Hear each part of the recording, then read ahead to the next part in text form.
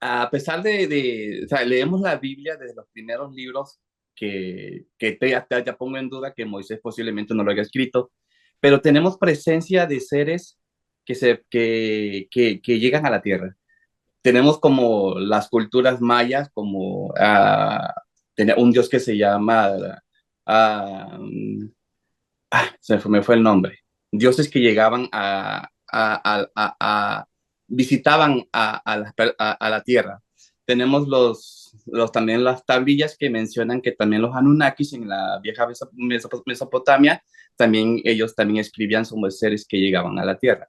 Entonces, ahora tenemos en la Biblia una descripción casi igual, donde menciona que Jehová se le presenta a Abraham, lo saca de Ur, de la vieja Mesopotamia, y entonces lo lleva al desierto. Desde ahí viene, ya acarrea una presencia de seres que se le presentan como ángeles, como cuando lleva a Abraham a su hijo a sacrificar y se le presenta el ángel, pero el ángel le dice que bueno, que no me rezaste ni tu hijo hacia mí, pero no. El relato de la Biblia dice que como que es Dios.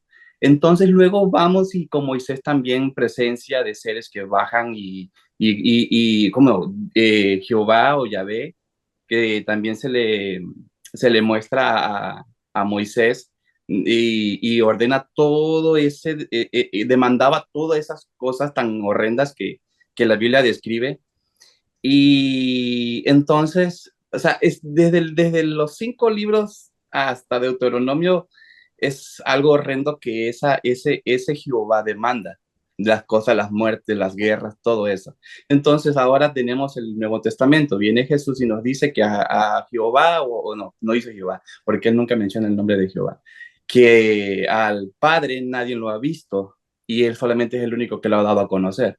Entonces ahora mi pregunta para ustedes dos, ¿quién realmente es Jehová?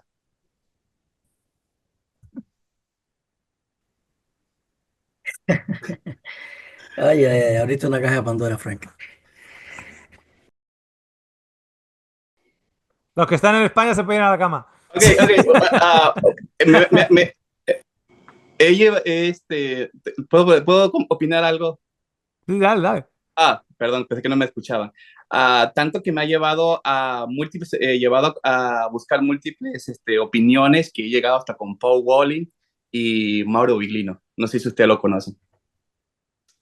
No, yo no, pero no sé si Oscar lo conocerá. No, no, no, no lo conozco. Ok, Paul Wally, creo que sí usted lo mencionó tenía un podcast, pero él también habla sobre quién es Jehová y ellos tienen algún tema muy Paul Wally, él es explosivo. un rabí, él es un rabí, Sí, es rabí. es así como con barba, Sí, de lentes y calvo. que es de lentes y... ok. Ujú, Yo escucho a un rabí que él es profesor de el Instituto de Estudios Judaicos Seculares. ujú, Eh, Él es rabí y es profesor universitario de la universidad en Nueva ujú, York, creo que es, ujú. y sus clases están online. No, no recuerdo el nombre, igual es el mismo, pero no recuerdo el nombre. Y él hace precisamente la historia de quién es Jehová. Y, a ver, uno no puede decir que siendo rabí, es crítico. No sé si, como te digo, no sé si es el mismo al que tú Ujú. te refieres, Sí. pero este hombre básicamente, Jehová es básicamente la construcción. O sea, él está hablando desde el punto de vista secular, estudiando la arqueología, las evidencias, escribiendo, no, no solo analizando el texto, sino analizando, digamos, las evidencias arqueológicas, históricas, leyendo otros libros de otras comunidades cercanas al pueblo judío en las diferentes etapas, etcétera, etcétera, etcétera. Y él llega a la conclusión, básicamente, que no hay un único Jehová todo el tiempo. Hay un Jehová final que se establece a partir del segundo templo, que es una vez que regresan del exilio de Babilonia, hay como una unificación de Yahweh, de Jehová, de Jehová Rafa. Hay como una especie de unificación, un uno, un todo. ¿Ok? Por cierto, al tras venir en el exilio, cuando la final edición del Torá, de los primeros 5 libros, es finalizada. Esto no lo digo yo, esto lo dicen los judíos profesores de universidad en Nueva York, de la Universidad Judaica. ¿Okay? Así que si tenías alguna duda de que si Moisés escribió o no escribió la Torá, ya te lo dice este judío rabí que no, bueno, este y muchos otros, que no No, fue. y no solo se la escribió. Primero ponte a pensar si existió realmente. Sí, Moisés. y otra cosa, si existió, efectivamente, si existió o es una figura totalmente mitológica, ¿ok? Totalmente mitológica. Sí, nuevamente, no lo decimos nosotros, eso te lo están diciendo aquellos que han estudiado, por un lado, lo que el libro pone y luego dice, ok, fuera del libro, ¿qué aportes tienen los primeros 5 libros con la figura histórica de Moisés? Porque la figura histórica de Mahoma o la figura histórica de Jesús es incuestionable como figura histórica. Pero la figura histórica de Moisés es muy cuestionable. Y luego, que haya escrito los libros, definitivamente no. ¿Ok? Además, si has visto la serie Moisés y el dedo de Dios que tenemos en el canal, te das cuenta que incluso en la narrativa de la Torá, el que escribe los 10 mandamientos es esa figura mitológica de Moisés. No es ni siquiera Jehová, sino Moisés escribe los 10 mandamientos. Y no solo eso, sino que esos 10 mandamientos son rotos, por lo tanto no están expuestos. No solo esto, sino que los que se supone que se quedan no llegan a Babilonia. Por lo tanto, no tenemos acceso a ellos, se perdieron. Y cuando generan el templo después de venir de Babilonia, en el exilio, tienen todo lo ritual del templo, pero no hay arca. O sea, en realidad, lo de los 10 mandamientos, salvo en las páginas del libro, no hay evidencia ni siquiera de que existieran. O sea, alucina vecina. Pero entonces, el Jehová final que digamos que acaba formándose es el post-exilio. Después de Babilonia, en la unificación de Israel en la tierra de Jerusalén, etcétera, Judea, etcétera.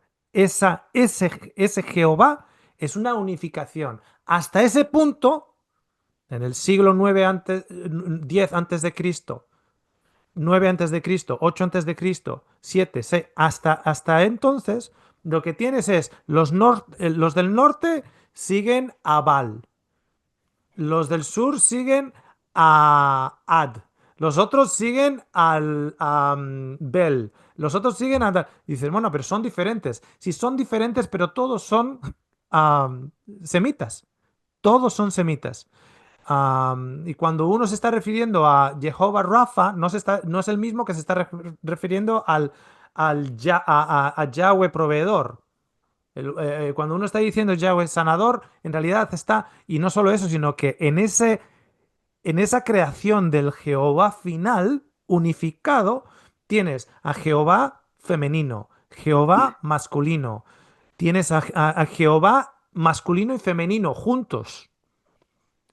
Juntos. Los tienes por separados. Los tienes en imágenes de piedra, los tienes en imágenes de símbolos, los tienes sin símbolos, los tienes en los del sur, los del norte, etcétera, etcétera, etcétera, cada uno ellos. Por eso, en la narrativa tú te das cuenta que habla de otros dioses, porque esa creación del Dios único no es un Dios único a excepción de otros dioses, sino que otros dioses también existen en esa narrativa, ¿eh? No que yo crea en ello, sino en esa narrativa. Por lo tanto, ese Jehová que de la conciencia de que es un Jehová y es uno, pues dice, bueno, es uno. La Torá dice que es la uno, sí, pero la Torá es escrita después del exilio. Ahí es cuando se forma uno. Pero cuando tú vas viendo, por ejemplo, Primera de Samuel, Segunda de Samuel, o Crónicas, o Ruth, lees, etcétera, puedes ver evidencias de que cada uno tiene su propio altar. Boaz, en Ruth, etcétera, tienen sus propios altares y son dioses familiares. Cada familia tiene su dios. Cada población tiene su dios. Y luego hay una unificación de dioses en la figura unificada de Jehová. Esto es la historia. Luego tienes, ¿no? evidentemente, la narrativa bíblica que difiere de Y, ello, pero la historia es esta. pero incluso en la misma narrativa bíblica te encuentras todo ese crecimiento y evolución de Jehová por todas Claro. partes. Porque te encuentras, creo que es en Deuteronomio, donde se habla de Jehová, o sea, Yahweh comienza siendo como una especie de los hijos de él, a los cuales se le da la parte de la tierra que tiene que ver con Israel.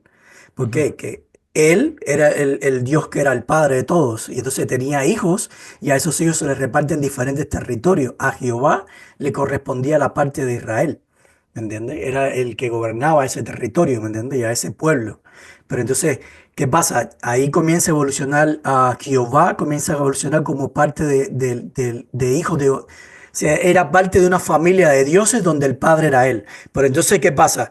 Luego Israel comienza a tomar una cierta preponderancia dentro de la historia, una cierta protagonismo dentro de la historia, y Yahweh comienza entonces a tomar, a resaltarse más por encima de otros dioses. Entonces, la que era ante él comienza a ser los Yahweh dentro de Israel. Comienza a ser ese padre de todos los demás dioses, donde él tenía su propio concilio de dioses, tenía otros dioses debajo de él, otros ángeles delante de él, que lo vemos en la historia de Job, donde tiene un concilio que se reúne y responden a él con autoridad, y dentro de ese concilio está el Satán, es parte de ese concilio de Yahweh que responde a él, ¿me entiendes? Y donde él manda a diferentes ángeles a cumplir sus órdenes, ya sea de matar o de dar vida o de lo que sea, ¿me entiendes? Pero tiene un concilio que responde a él. Y luego, bueno, dentro de ese pluralismo de dioses, esa pluralidad de dioses, Yahweh comienza a ser entonces el exclusivo, el todas estas cosas. Y muchas de las, por ejemplo, toda la historia que hay aparece en el Antiguo Testamento principalmente entre Baal y Dios. Fíjense que el Dios que más se rechaza dentro del Antiguo Testamento es Baal. Y eso no es por gusto. Y es porque Yahweh y Baal cumplían las mismas funciones. Entonces, o era Yahweh o era Baal. ¿Por qué? Porque Baal era el dios del trueno, era el dios de la guerra, era el dios de las tormentas, y Yahweh era exactamente lo mismo. Entonces, por eso esa disputa que hay grande entre Baal y Yahweh. ¿Me entiendes? Entonces, donde ves a Elías que te dice, o adoras a Baal o adoras a Jehová, ¿me entiendes? Pero no te puedes quedar con uno de los 12 porque los dos tenían más o menos las mismas funciones. ¿Me Ujú. entiendes? Claro. Entonces, es una evolución completa que no solo aparece dentro de la historia, te encuentras dentro de la arqueología, sino que incluso aparece reflejada en la Biblia. Solo que como nosotros o el cristianismo ha unificado la Biblia y la ha hecho a una univocal, donde no expresa diferentes cosas y expresa una sola opinión, ¿qué pasa? La Biblia te dice, en una de las partes te dice, Dios es uno, no hay hay un solo Dios, no hay otros dioses delante de él, ya, punto. Vamos a interpretarlo así. Todo lo demás no sirve, todo lo demás se desecha y no, Dios es uno. No, pero en la Biblia hay toda la historia, hay toda esa evolución completa. De hecho, se ven todos los nombres de Dios en una unificación, ¿no? O Ajá, sea, exacto, habrás exacto. visto y te los habrá mandado. Cuando empezó el internet, una de las cosas que se mandaban era con una música muy bonita, todos los nombres de Dios. Y te ponían por 5 minutos diferentes nombres de Dios. ¿Y por qué? Porque diferentes nombres de Dios que están en el hebreo o el arameo dentro del texto bíblico. Pero tú ya lo estás filtrando como todos son los nombres de Dios, como Dios se conoce. Sí, porque estás leyendo en el punto de vista de que Dios es uno. Entonces Ujú. tú ahora ya estás filtrando, ya hay un condicionamiento mental a la hora de que cuando tú estás leyendo Yahweh Rafa o Jehová Rafa, pues eso es parte de. Es proveedor, es el dios de la batalla, es de tal, es parte de. Tú no lo ves como diferentes dioses. De hecho, por ejemplo, cuando tú lees en inglés o en español Génesis 1 y Génesis 2 te dice, y Dios hizo, y Dios hizo, Dios hizo, Dios hizo, Dios hizo, Dios hizo.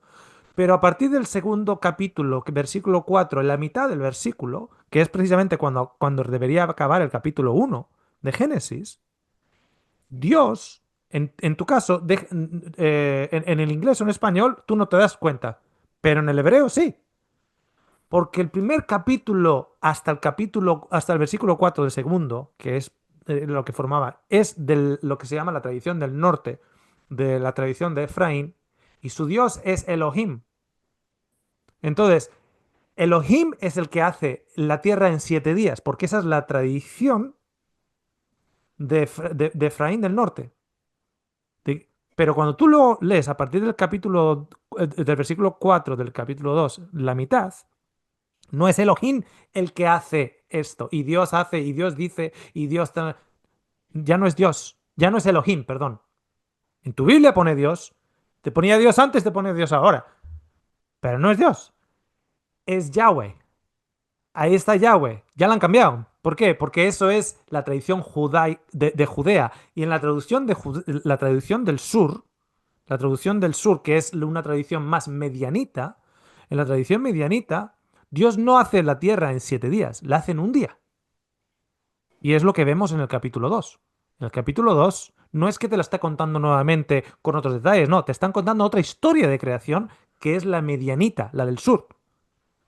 Entonces, tienes a Elohim haciéndote el mundo en 7 días y luego tienes a Yahweh, medianita, haciéndote el mundo en un día.